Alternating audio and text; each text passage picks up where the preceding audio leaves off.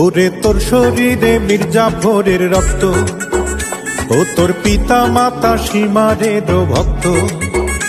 ওরে তোর শরীরে মির্জাফরের রক্ত, ও তোর পিতা মাতা সীমারের ভক্ত। রাজাকারের মতো যে তুই করলি বেঈমানি, বাংলাদেশে জন্ম যে তোর স্বভাব পাকিস্তানি। রাজাকারের মতো যে তুই করলি বেঈমানি, বাংলাদেশে জন্ম যে তোর স্বভাব পাকিস্তানি।